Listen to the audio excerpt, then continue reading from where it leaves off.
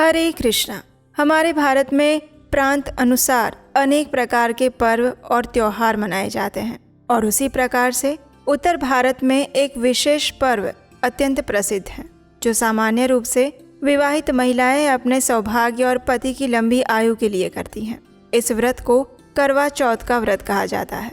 ये व्रत प्रत्येक वर्ष कार्तिक मास के कृष्ण पक्ष की चतुर्थी तिथि के दिन मनाया जाता है और इसमें संपूर्ण दिन निर्जल उपवास रखा जाता है। रात्रि में चंद्रमा के दर्शन करने के बाद ही इस व्रत को खोला जाता है और ये पवित्र व्रत बस कुछ ही दिनों में आने वाला है। तो चलिए आज के इस वीडियो में जानते हैं कि इस बार करवा चौथ का व्रत कौन से दिन आ रहा है, इस दिन के शुभ मुहूर्त कौन से हैं और पूजा करने का तथा इस व्रत के पारण का समय क्या रहेगा, किस समय पे आप चंद्र दर्शन कर सकते हैं। इन सभी विषयों पर आज हम बात करेंगे। तो चलिए आज का ये करवा चौथ कब है, वीडियो आरंभ करते हैं। प्रत्येक वर्ष कार्तिक मास के कृष्ण पक्ष की चतुर्थी तिथि के दिन करवा चौथ का व्रत मनाया जाता है।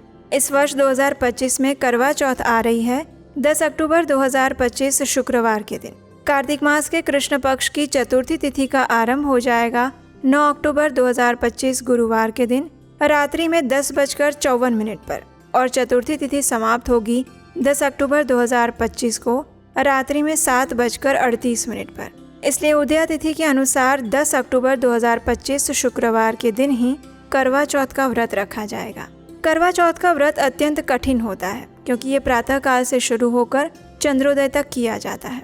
सुबह ब्रह्म मुहूर्त में इस व्रत की शुरुआत सरगी खाकर की जाती है और चंद्रमा को जल अर्पित करने के बाद ये व्रत पूर्ण किया जाता है। तो इसलिए करवा चौथ वाले दिन इस व्रत का संपूर्ण समय रहेगा सुबह 6:19 से लेकर रात्रि में 8:13 तक। इस दिन प्रातः ब्रह्म मुहूर्त का समय है सुबह 4:40 से लेकर 5:30 बजे तक। प्रातः काल में भगवान की पूजा आराधना कर सकते हैं सुबह 5:05 से लेकर 6:19 तक और सूर्योदय होगा सुबह 6:19 पर। इस दिन रात्रि में चंद्र उदय होगा रात को 8:13 पर। इसी समय पर जिन्होंने व्रत किया है वे चंद्र देव का दर्शन करके अपने करवा चौथ के व्रत को खोल सकती हैं। अब करवा चौथ का दिन और संकट चतुर्थी एक ही दिन आते हैं और चतुर्थी तिथि भगवान गणेश जी को समर्पित है।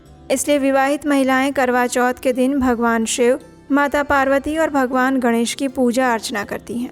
कठिन व्रत उपवास करके महिलाएं चंद्रमा के दर्शन और अर्घ्य देने के बाद ही अपना व्रत पूर्ण करती हैं। करवा या करक मिट्टी के पात्र को कहा जाता है। इसके माध्यम से चंद्रमा को जल या अर्घ्य दिया जाता है और इसलिए करवा चौथ की पूजा में करवा अति आवश्यक होता है। इस व्रत को कठिन व्रतों में से एक माना जाता है। इसमें ना तो अन्न लिया जाता है ना जल, यानी कि ये व्रत निर्जल रखा जाता है।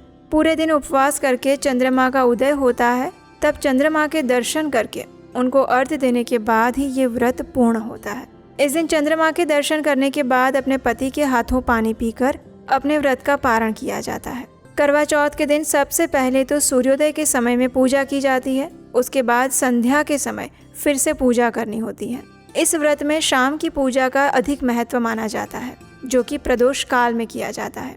इसलिए इस दिन करवा चौथ की पूजा के लिए शाम को प्रदोष काल का मुहूर्त रहेगा, शाम 5:57 से लेकर 7:11 के बीच में।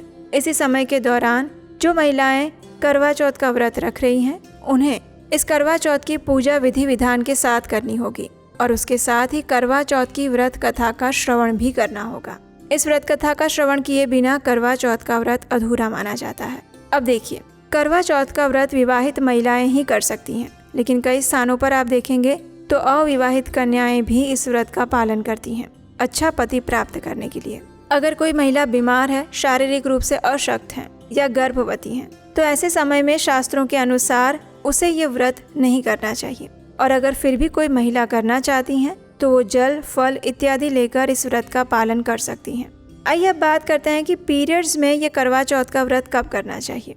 तो देखिए, पीरियड्स के समय में अगर किसी महिला ने पहले से ये व्रत किया हुआ है तो वो ये व्रत इस बार भी कर सकती है, लेकिन उसे इस दिन करवा चौथ की विशेष पूजा अर्चना नहीं करनी चाहिए। वो किसी भी प्रत्यक्ष रूप से सेवा में सम्मिलित नहीं हो सकती, लेकिन वो संपूर्ण दिन के दौरान उपवास कर सकती है, कथा का श्रवण कर सकती है और रात्रि में चंद्रमा का दर्शन कर सकती है। चंद्रमा को अर्घ्य नहीं दे सकती। चंद्रमा का दर्शन करके उनसे प्रार्थना करने के बाद अपने पति के हाथों पानी पी के वो अपने करवा चौथ के व्रत का पारण कर सकती हैं।